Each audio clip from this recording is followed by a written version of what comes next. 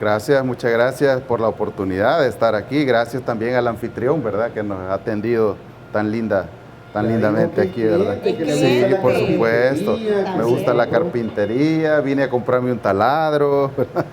Así que somos clientes. Mire, ¿y qué es lo más que ha logrado en temas de carpintería? Ah, Ya puede hacer sillas, mesas? ya El puedo patio hacer y el silla, he hecho mesas, he hecho algunas bases de cama. Las bases de camas de mi casa yo las he hecho todas. Para que no le hagan cuic, cuic, cuic. Así es. Exactamente. Para evitar quejas de los vecinos. Muy bien. Él lo dijo. No, pues sí, que lleva refuerzo. Sí, Lleva cuña. ya me sonrojaron. O sea que hizo las bases de la cama, ya las mesas, o sea, ya una silla. Silla, es como mesa. Ya, fácil. sí, ya eso ya es de cajón, como dicen. Ajá, ¿verdad? y Sí. el patio de la cocina. ¿qué vamos a hacer? También, sí. Ahora estoy pensando en hacer, digamos, otras cositas que de repente son útiles en la casa, una mesa de noche.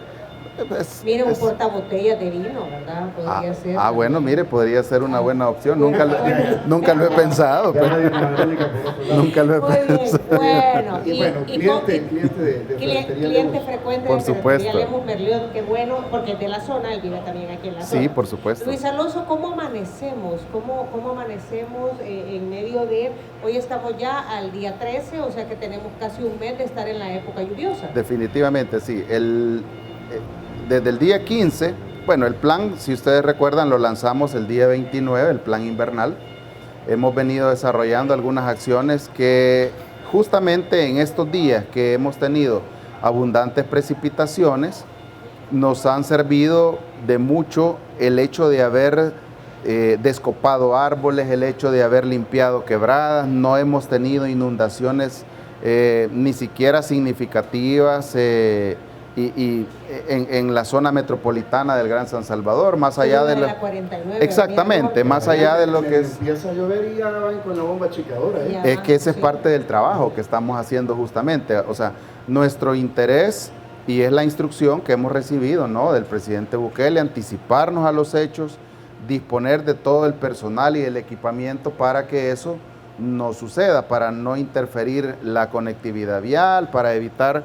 En otros años hemos visto vehículos ahí que hasta se han quedado, ¿verdad? Sí, sí. Por el mismo problema de la inundación. Eso Bueno, no que está el agua pasando. ha llegado a sobrepasar los separadores. Exactamente, exactamente. Entonces ahora lo que hacemos es anticiparnos, llegamos de una forma bien rápida, ponemos nuestras bombas achicadoras, nuestro personal que está debidamente capacitado, entrenado, y así pues restablecemos a la brevedad posible la conectividad Y vial. eso no se puede arreglar O sea, con el móvil. ¿Cómo no? Ajá. O hay ¿Cómo que no? levantar toda la 49.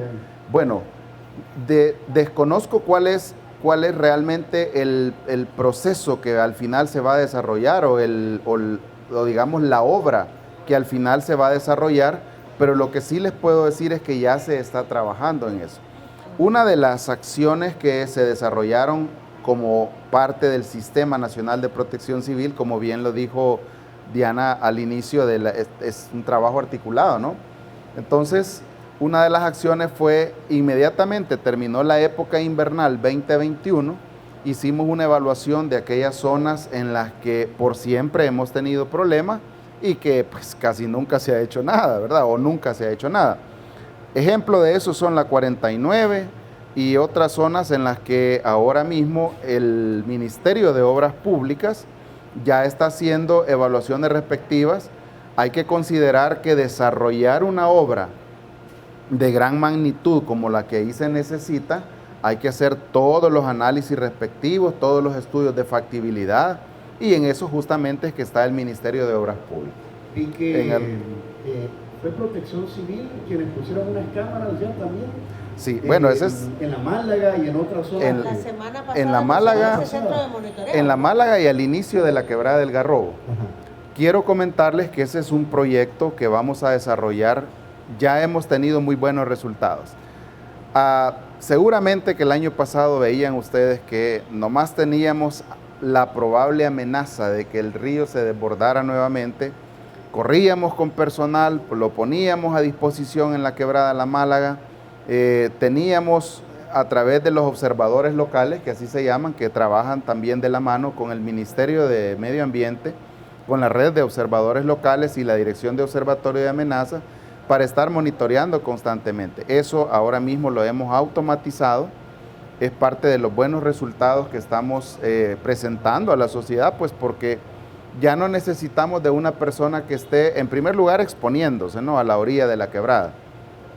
El día viernes presentamos la primera de 4 fases que vamos a tener del desarrollo de un sistema de videovigilancia que nos va a permitir estar monitoreando las quebradas de Arenal Montserrat, La Mascota, Arenal, ahora mismo no recuerdo cómo se llama. El Garrobo mencionó. El Garrobo, que básicamente es la misma, ¿no? Ajá.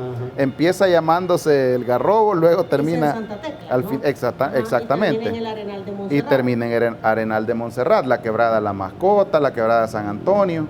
Entonces, nuestro trabajo está enfocado en instalar todo un sistema de videovigilancia que nos permita desde la sala de crisis del Centro de Operaciones de Emergencia Nacional estar monitoreando constantemente las quebradas.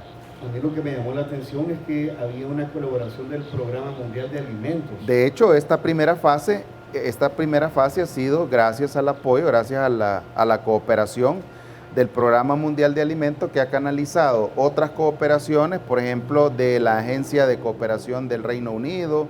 Entiendo que también ellos lo que hacen es captar fondos y entonces los disponen en función de prioridades que se establecen con oficinas como la nuestra en el país, ¿no? Así como ahora han trabajado con nosotros, también trabajan con otras instancias que tienen que ver justamente con la prevención del riesgo, la seguridad alimentaria y temas que son, digamos, claves en cuanto al trabajo que ellos desarrollan aquí en todos los países donde tiene presencia las agencias de Naciones Unidas, ¿verdad? Y entonces decía, esta es la primera fase, Luis Alonso. Esta es la primera fase. Que es la colocación de las cámaras, el exactamente. Centro de monitoreo. Esto, ¿dónde está este centro de monitoreo? Esto está en el Ministerio de Gobernación. Quiero comentarles, en el Messenger, así le dicen. Quiero comentarles que inicialmente tenemos 2 cámaras. La que está monitoreando al inicio de la quebrada, bueno, no tanto al inicio, y otra que está monitoreando justamente donde también tenemos un semáforo, ¿verdad? Donde tenemos una vara linimétrica pintada en 4 colores, que son verde, amarillo, naranja y roja, que justamente tiene que ver con el sistema nuestro de alerta temprana. Entonces, la otra cámara está ubicada en esa zona y nuestra apuesta es a que en el preciso momento que empiece a llover, monitorear la precipitación que tenemos en la parte alta. Quiero comentarles que ha sido un trabajo, digamos, bastante importante, porque no solamente es el hecho de llegar a instalar las cámaras, sino que hay que hacer evaluaciones, el hecho de determinar, por ejemplo, cuánto significan 50, 60, 120 milímetros en la parte alta, cuánto tiempo debemos esperar para que todo ese caudal llegue a la zona baja, ¿verdad? Entonces son mediciones que se han tenido que realizar y en función de eso es que la segunda cámara se colocó justamente en esa zona. Ese es el trabajo que vamos a replicar en todas las 5 quebradas que han tenido por siempre problemas en la zona metropolitana de San Salvador, y queremos extrapolar ese trabajo a otras quebradas en el interior del país a fin de que nuestro sistema de alerta temprana se vaya consolidando, ¿verdad? Esa fue una de las prioridades que como Dirección General de Protección Civil establecimos desde 2019 hasta la fecha. Todavía los suelos, digamos que en 15 días no están saturados, pero está lloviendo. O sea, yo le comentaba a Luis Alonso que no ha habido así grandes tormentones, sino que ha ido lloviendo poco a poco esta temporada. Aquí en el área metropolitana. En el área metropolitana. Sin embargo, en el interior del país, bueno, el día de miércoles para jueves, en la noche de miércoles para jueves, alcanzamos un máximo de 74 milímetros. Ya esa es una precipitación muy importante. Arriba de 100 ya es... Exactamente. Arriba de 100, dependiendo también del momento, ¿verdad? Porque... Del mes de la época lluviosa. Exactamente. Porque ya por septiembre, que tengas una lluvia de 100, ya es de ponerle mucha atención.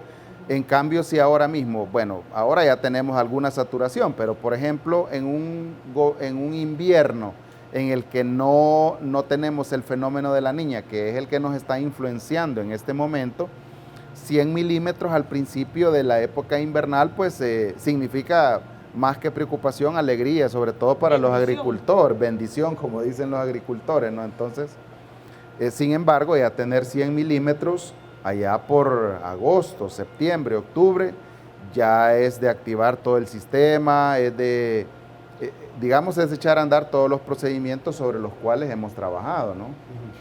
Pero dice, vaya, se han ido anticipando, ¿verdad? Derrumbes, bueno, hay que lamentar. Han habido fallecimientos. Una repunta fue el viernes, ¿verdad? Fue el viernes tuvimos lamentablemente la pérdida de 3 personas, 3 fallecidos, aunque en realidad la repunta arrastró a 6 personas, se lograron rescatar con vida 3 y lamentablemente pues tuvimos el fallecimiento de 3. Quisiera aprovechar este momento para recalcarle a la población que tenemos que acatar las recomendaciones. Si ustedes leen el texto de la alerta verde, justamente esa es una de las recomendaciones que hemos hecho.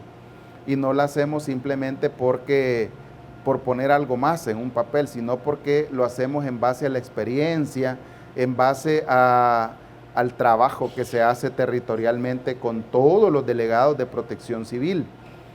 Cuando nosotros le pedimos a la población que cada vez que hay una tormenta en la parte alta de la zona en la que vive, que no se aventuren a cruzar ni quebradas ni ríos, justamente lo hacemos y ellos más que nadie lo conocen. Ya lo conocen, ya exactamente. saben el comportamiento de la naturaleza. Exacto, entonces yo recuerdo, yo crecí en un municipio que está al occidente de aquí, en Colón, cerca de Los Chorros, y yo recuerdo que mi abuelo lo primero que decía cuando se ponía oscuro en lo que creíamos era Santa Tecla, decía, cuidado, porque nosotros nos íbamos a bañar al río, ¿no? Al río este de Colón, entonces decía, cuidado y se van a bañar, hay que esperar que pase la repunta. Efectivamente, al cabo de un rato pues pasaba, digamos, se crecía el río. Entonces, cuando hacemos las recomendaciones es porque consideramos la probabilidad de ocurrencia de eventos como este que han sucedido el día viernes. Hemos estado trabajando desde el inicio del invierno para poder formar, para poder equipar a nuestros equipos y todo, pero es importante que la población sepa que en la seguridad todos tenemos algo que hacer. O sea, cada quien es responsable. Exactamente, exactamente. Y estamos hablando de este caso que sucedió en San Alejo, La Unión. No, Santiago Nonualco, en La Paz. Pero este fue el del fin de semana. El del fin de semana. Hicimos jueves o viernes con el otro caso. Ese fue el deslizamiento, sí. Que fue un derrumbe, ¿verdad? Sí, en realidad fue en Lislique. En Lislique, La Unión, tuvimos un deslizamiento. Lamentablemente también fallecieron 2 personas.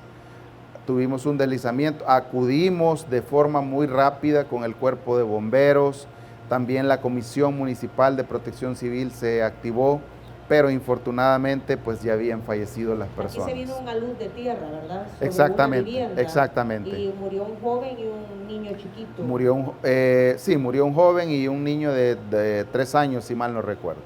Entonces, es importante que la población no acate las recomendaciones. Cuando nosotros les decimos que hay que limpiar canaletas en los alrededores de su casa, evitar cuanto más no sea posible digamos, que se acumule el agua, porque eso también lo que termina produciendo es que los taludes, los bordos, si así le quieren llamar, ¿verdad?, pierdan su capacidad portante y se venga todo esto. Si a eso le agregamos también el hecho de que tenemos zonas en las que ha habido una deforestación bastante considerable, hay que considerar que la tierra en algún momento en los taludes logra contenerse por el parque arbóreo que tenemos, ¿verdad?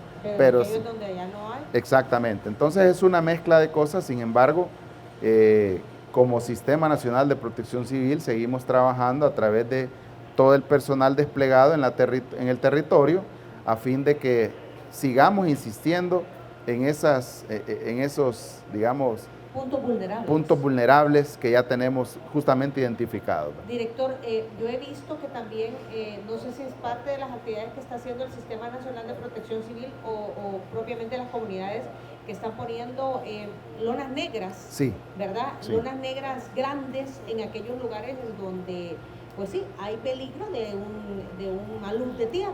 Como les comentaba la última vez que platicamos, parte de nuestro trabajo también, es decir, a este plan invernal hemos querido imprimirle no solo la parte reactiva, sino que una parte prospectiva también del riesgo. Entonces, por eso es que justamente la primera fase fue limpiar todas las quebradas, descopar los árboles que estaban amenazando con irse a las quebradas o caer sobre algunas viviendas, a fin de que esto no vaya a resultar no vaya a ser un taponamiento en las quebradas y vayamos a tener inundaciones.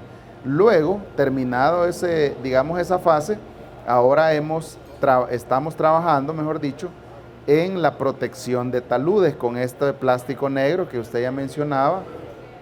Nos ocupamos de formar a cierto personal para que vayan y hagan el anclaje de este plástico de una forma muy técnica, ¿no? Porque no se trata solo de llegar, colocar. En algunos casos hemos encontrado que habían colocado plástico hasta amarrado digamos... amarrado al árbol que se va a caer. Amarrado al árbol que se va a caer. El árbol pando. Amarrado con pitas, qué sé yo. Entonces...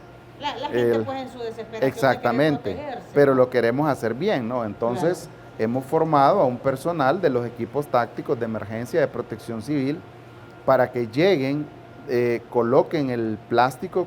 El Departamento de Reducción de Riesgos de Protección Civil ha sido muy enfático en eso. Tenemos un equipo bastante, muy técnico que nos está ayudando también a capacitar a este personal para que el plástico de verdad quede bien anclado y que tenga digamos, o reúna las condiciones técnicas necesarias para que de verdad proteja el talud, ¿verdad? Y que no permita la permeabilización de agua, que al final es lo que provoca haciendo que el talud ceda y se venga. Dice que estamos bajo, digamos, este año 2022, bajo la influencia del fenómeno de la Niña. ¿Qué podemos esperar? O sea, ¿cuáles son las predicciones o los modelos de acuerdo a lo que Protección Civil o, no sé, el Ministerio del Ambiente y Recursos Naturales ha previsto? Sí, por supuesto, por supuesto. Bueno, en principio quiero comentarle que todos los días nosotros hacemos una reunión con el personal de la Dirección de Observatorio de Amenazas para, digamos, analizar cuál es la condición relativa a la meteorología, hidrología y geología, es decir, todo lo que tiene que ver no solamente con las probables precipitaciones que esperamos, sino cómo está el caudal de los ríos, sobre todo aquellos que en algún momento sabemos terminan inundando las zonas circundantes a los deltas de estos, ¿no? Estoy hablando del río Paz, estoy hablando de Jiboa, El Lempa, Río Grande, Torola, entonces, Huascorán. Entonces, de esa reunión, nosotros determinamos cuáles son digamos, las acciones críticas que deberían irse desarrollando. Por ahora, o al menos es la predicción que ha establecido la Dirección de Observatorio de Amenazas, es que seguimos influenciados por el fenómeno de la Niña. Si ustedes han tenido la oportunidad de ver, por ejemplo, las imágenes que ellos producen, básicamente toda esta semana vamos a tener lluvias por momentos de consideración, por momentos tal vez no. Va a estar así como pero ahorita. Como ahorita. Como ahorita. Lo que sí debe saber la población es que va a seguir lloviendo. Sí. Va a seguir lloviendo. Es propio de la época lluviosa, ¿verdad? Es propio de la época.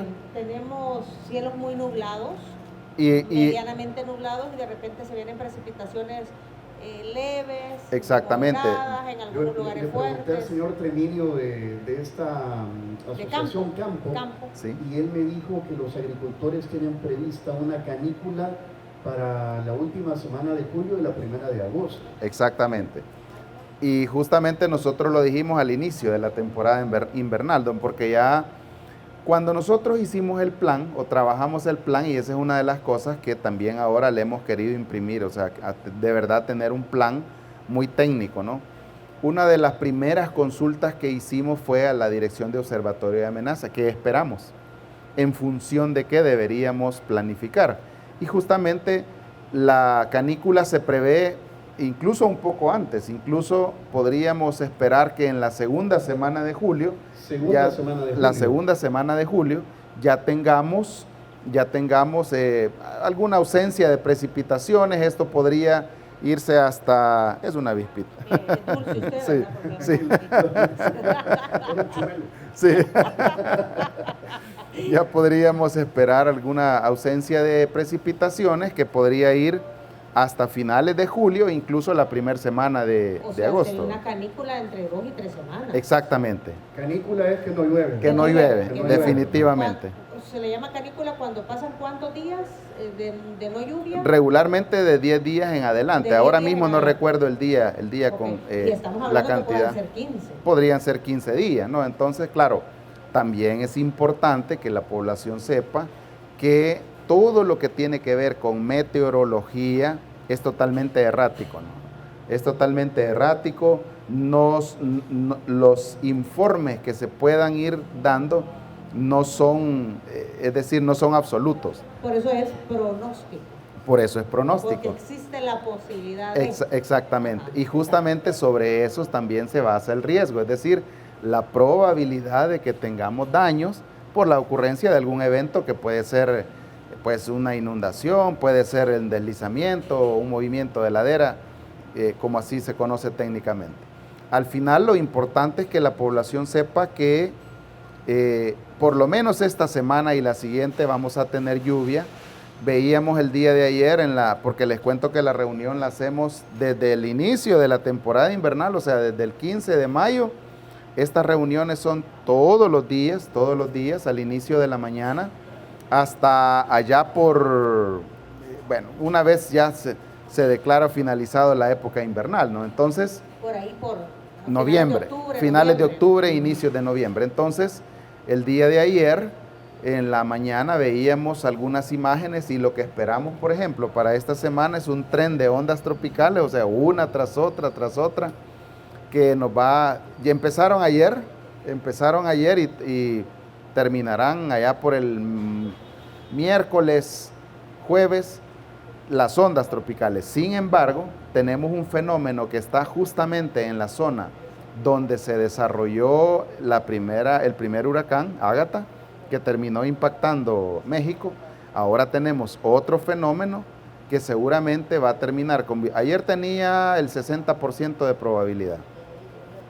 Ahora pues vamos a esperar a ver qué tanto ha evolucionado, pero si esto llegara a evolucionar a una tormenta o a un huracán, seguro estoy que eso va a provocar que la zona de convergencia intertropical vuelva a subir y podamos seguir teniendo lluvia jueves, viernes y lo que resta de la otra semana.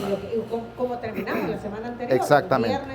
Jueves, viernes, sábado, domingo hemos tenido lluvias. Exactamente. Lo importante es tener la información de fuentes oficiales. Efectivamente. Es un punto muy importante para saber qué hacer.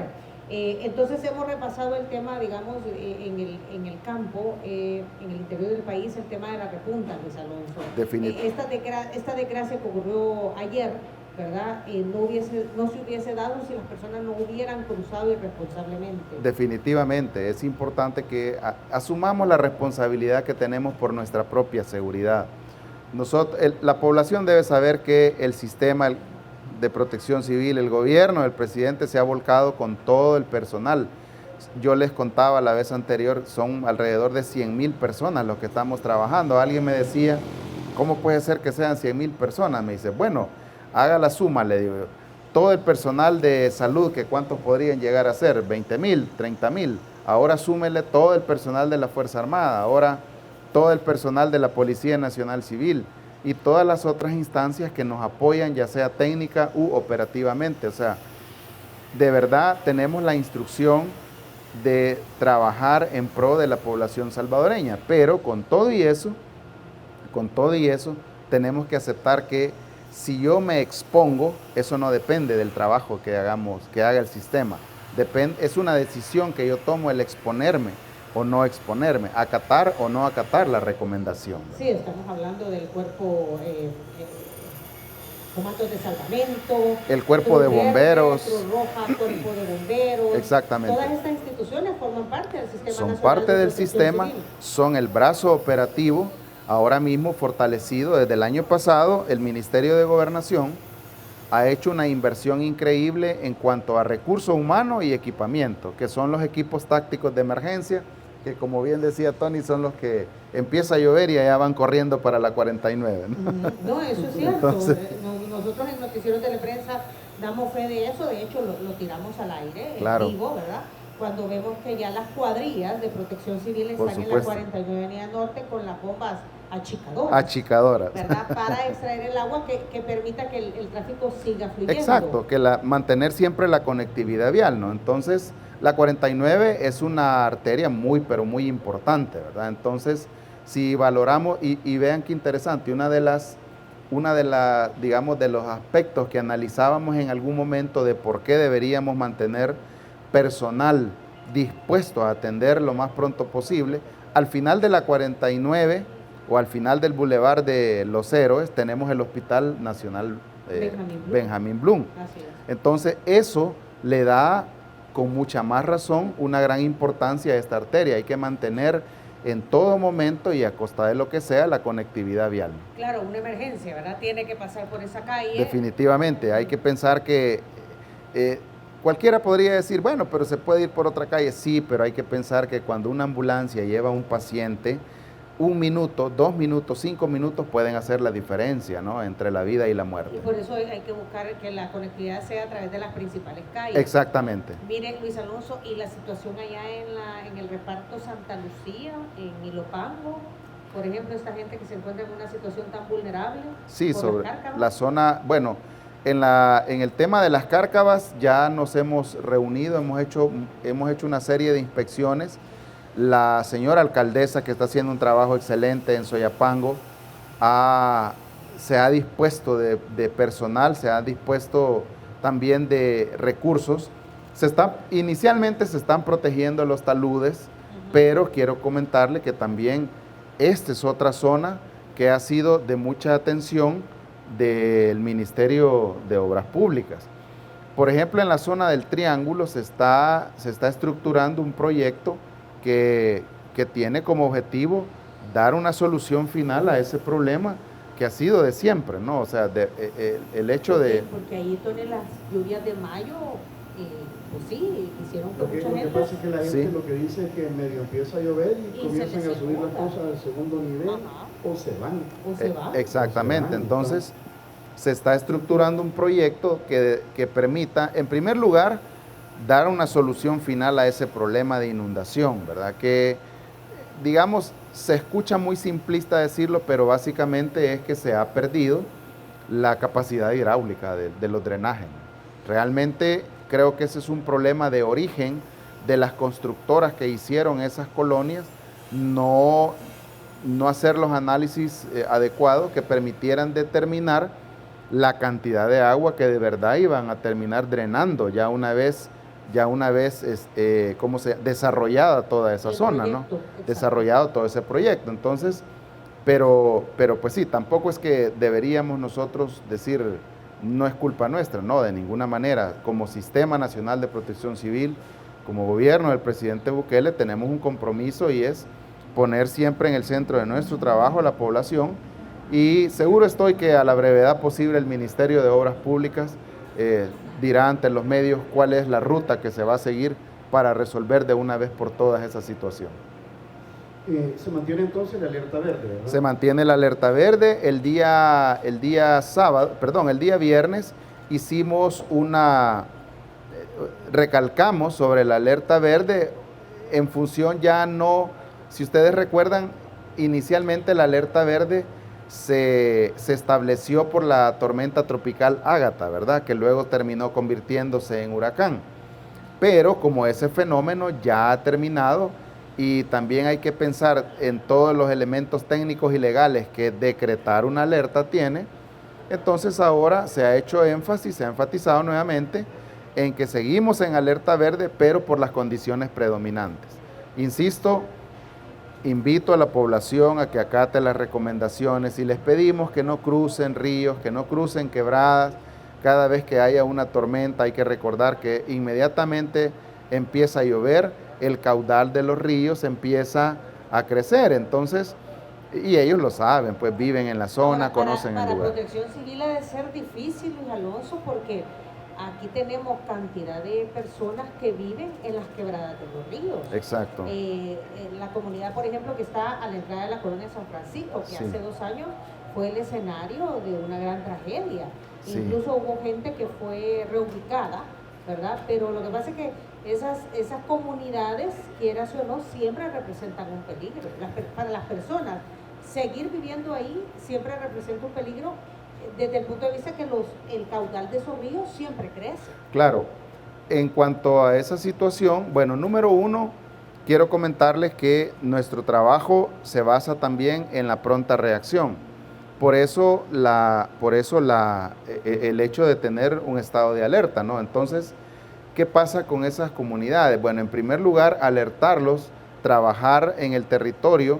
Se han dispuesto también los albergues temporales que los tenemos habilitados para que estas personas puedan evacuarse en el preciso momento, y no es que en el preciso momento que nosotros hacemos la alerta, ¿no? Que les pedimos que evacúen. Para eso las cámaras de videovigilancia que se han puesto. Exactamente, entonces. Para establecer la alerta. Exactamente, es un trabajo, digamos, es un trabajo combinado, ¿no?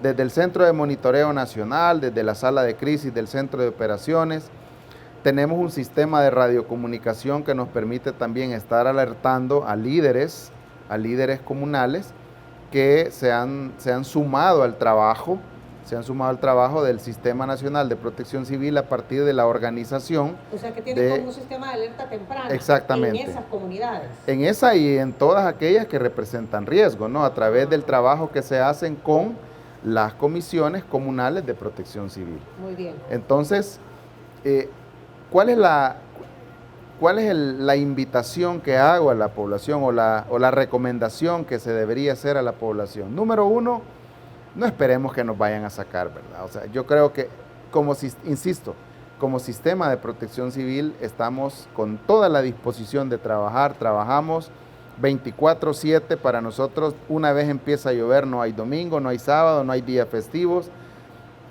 porque es parte de nuestro trabajo y lo hacemos porque nos gusta, ¿no? Hay compromiso. Digamos, en las comunidades, aquí estoy recordando el último deslave significativo fue el 31 de octubre del 2020, el de Nejapa. Sí, el de Los Angelitos. La comunidad de Los Angelitos. Y en estas comunidades hay monitoreo, digamos, de las copas de las montañas, de los cerros. Se están viendo que están, para que no vuelva a ocurrir esto, se están monitoreando. Sí, por supuesto, y no solamente esa. Hay que recordar también, bueno, en principio el volcán de San Salvador tiene cualquier cantidad de quebradas que realmente son los desagües que tiene el volcán. Sí, es cierto, ¿verdad? Exactamente, son sí. Los desagües, son claro. los desagües. Entonces, es el mecanismo natural que usa cualquier elevación para drenar el agua, ¿no? Que de repente puede captar una vez empieza a llover o una vez empieza la época invernal. Pero entonces, ¿qué es lo que estamos haciendo? En primer lugar, no solamente es la quebrada Los Angelitos o por la comunidad Los Angelitos. Hay que recordar también Montebello, al otro lado, por el lado de Santa Tecla también tenemos otras quebradas. Entonces, hemos organizado un trabajo, otra vez, con comisiones comunales, no solamente en la parte baja, sino en la parte alta.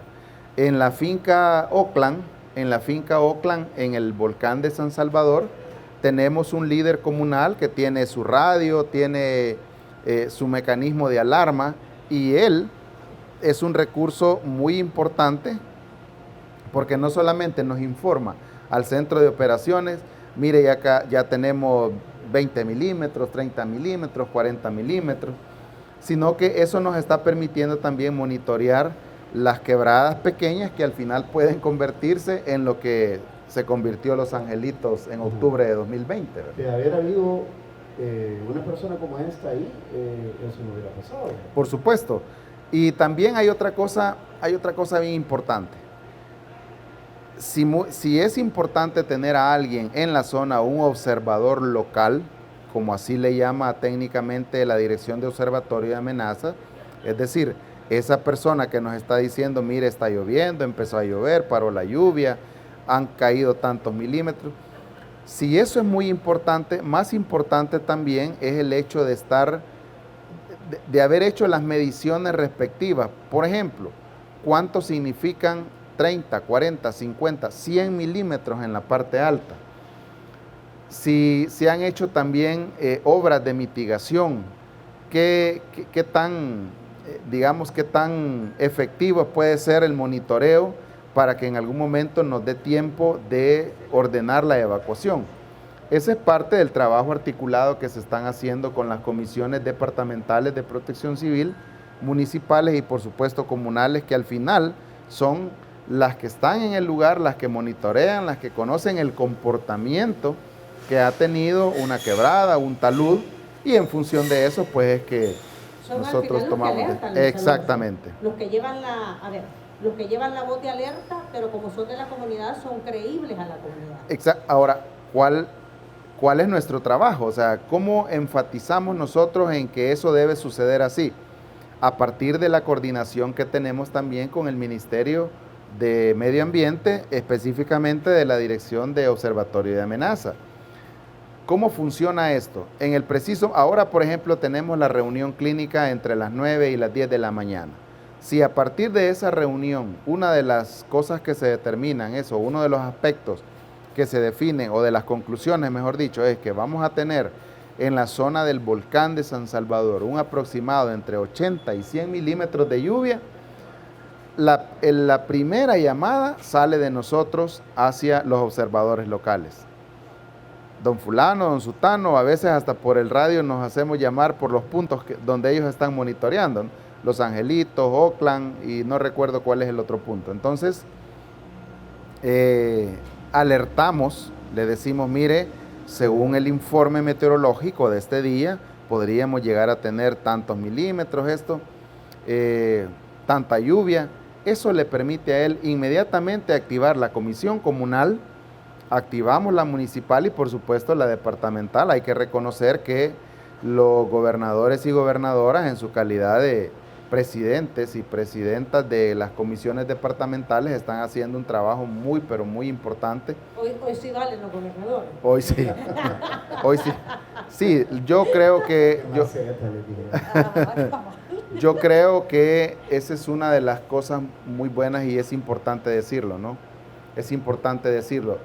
Bueno, los albergues que ahora mismo se tienen dispuestos ha sido un trabajo también combinado, ¿no? Entre las comisiones departamentales de protección civil, el equipo de trabajo de los que se han hecho cada uno de los gobernadores y gobernadoras, que ha sido muy efectivo y ha permitido identificar cuáles son los puntos más críticos, cuáles son los lugares donde deberíamos tener algún albergue, a fin de que si hay necesidad de evacuar, pues sea un lugar digno. Y en un tiempo prudente, pues, ¿verdad? Por supuesto. En un tiempo prudente, porque de lo que se trata es salvar vidas. Exactamente. Yo el día jueves, en una plática que sosteníamos con otro personal de diferentes instituciones, les decía, nuestro objetivo de verdad debe ser al 100% evacuar y no rescatar.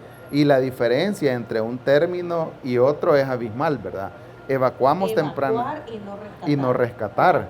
Evacuamos cuando todavía las personas pueden salir por sus propios medios. Claro, es algo muy preventivo. Exactamente, caminando de su lugar de habitación, llevando lo necesario a un albergue donde ya va a tener su cama, va a tener su abrigo, va a tener su alimentación, todo lo necesario para subsistir mientras el riesgo pasa o baja.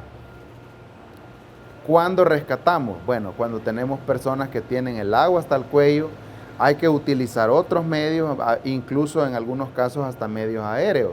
Entonces, yo decía el jueves en una reunión que sosteníamos, nuestro objetivo debe ser evacuar y no rescatar. La evacuación es incluso hasta mucho más barata. ¿Por qué? Porque las personas salen por sus propios medios. ¿Cuánto cuesta una hora de vuelo en un helicóptero, verdad? Pero más allá del costo, el riesgo que corren las personas en esperar hasta el último momento para salirse de un lugar en el que ellos mismos saben es una zona de riesgo. Que se va a inundar, exacto. Exactamente. Que va a haber riesgo. Yo me quisiera referir también al tema de la basura, Luis Alonso, porque mientras sigamos teniendo basura en las calles, los tragantes se llenan, se tapan y tenemos inundación. O sea, todo eso al final repercute, pues. Definitivamente. Y seguimos viendo esa mala costumbre. Infortunadamente, ese es un círculo vicioso que nos está costando mucho romper. Nos está costando mucho romper. Las personas por comodidad o algunos habitantes por comodidad, lo más fácil que tienen o para ellos es tirar la basura. Bueno, ayer visitaba yo a mi abuela en Colón y para llegar a donde vive mi abuela hay que caminar un espacio de 1 kilómetro por toda la ribera del río de Colón. En el trayecto creo que he podido contar aproximadamente unas 10 o 15 bolsas de basura de diferentes tamaños, desde la más pequeña hasta la más grande. Entonces, o sea, que las fueron a aventar. La fueron a aventar. O sea, llegaron y como dicen los abogados, ¿verdad? Con dolo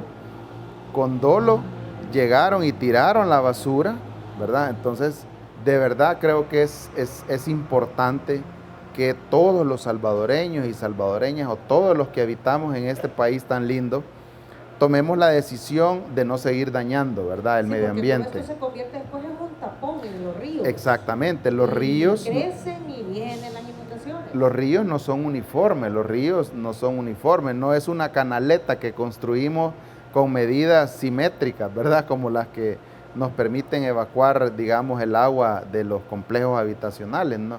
Los ríos no son uniformes, entonces en algunos casos hay remansos donde toda esa basura termina acumulándose y no solamente representa un foco de infección o para producción de lo que ahora también estamos trabajando como sistema, que es el control del zancudo transmisor del dengue, que esa es otra de las acciones que estamos desarrollando como sistema. Sino, no solamente termina convirtiéndose en un foco de infección, sino que termina también generando taponamientos que al final terminan inundando sus propias comunidades. Entonces, pareciera que somos nosotros mismos los que provocamos las condiciones de riesgo y por eso es una característica del riesgo, ¿no?, que el riesgo es social. ¿Por qué? Porque la sociedad lo construye. Nosotros mismos lo. Una vez me decía alguien, ¿cómo es posible que el riesgo pueda ser construido? Bueno, le digo, ¿cuándo apareció en el mundo la probabilidad de morir en un accidente de tránsito? Cuando hicimos el primer prototipo de vehículo, ¿verdad? Entonces, el riesgo es social, el riesgo es construido. Por eso, y depende también de nosotros, ¿verdad?, como seres humanos, que el riesgo o aumente o se reduzca, ¿verdad? Y acá hemos avanzado en la desconstrucción, si es que existe la palabra, del riesgo, o digamos que el crecimiento desordenado de las ciudades está complicando más. Eso en primer lugar, Tony. Mire, porque sí seguimos creciendo. Digamos que hasta hace algunos años realmente se le ha dado la importancia al desarrollo territorial, ¿verdad?, al desarrollo ordenado del territorio.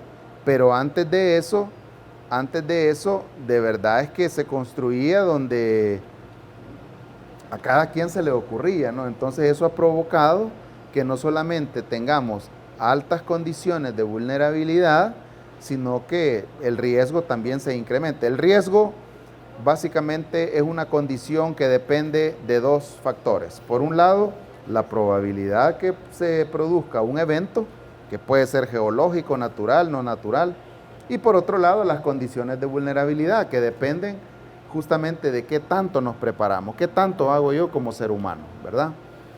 Realmente, Tony, hay mucho que hacer. Tenemos una tarea muy grande como sistema de protección civil. Por muchos años, lo más fácil ha sido decir que la culpa es de los que construyeron su casa en un determinado lugar, que porque no hicieron un muro adecuado, pero nunca se consideraron otros factores de vulnerabilidad como es el factor económico, ¿verdad? ¿Por qué construyo en un lugar no adecuado? Porque no tengo para comprar en otro lugar.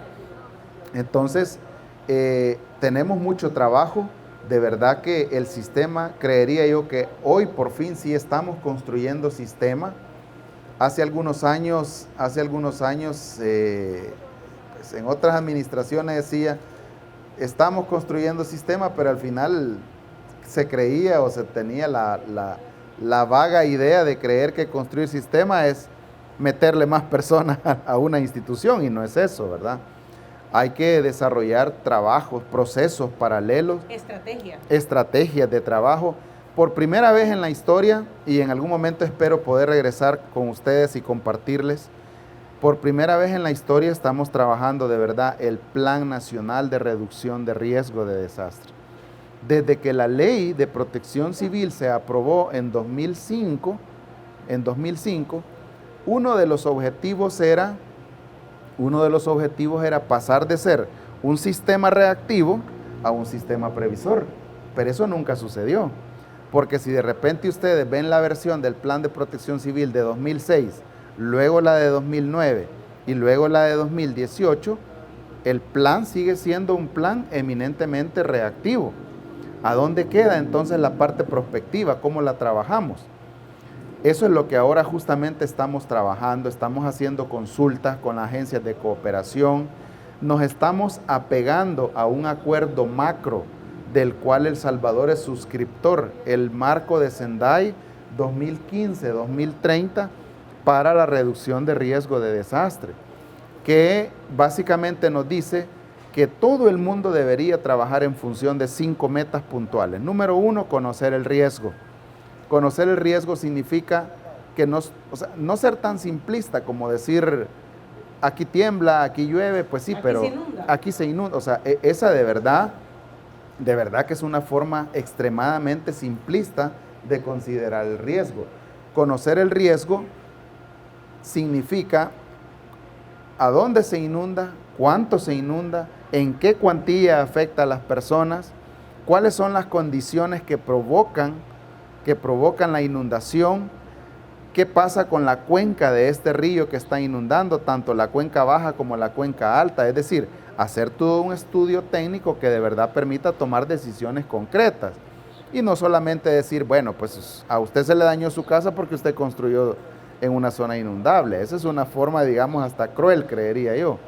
Y esa es una de las primeras metas. La siguiente meta es elaborar o construir con una visión prospectiva del riesgo, generar proyectos de inversión con una gestión prospectiva del riesgo. Ahora, por ejemplo, tenemos este proyecto que ha sido tan bueno y ahora mismo también tenemos un concurso aquí, el de Surf City.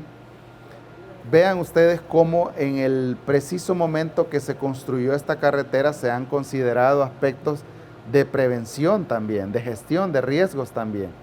El drenaje ordenado del agua, la protección de los taludes, el aseguramiento del puente de tal forma que si tenemos...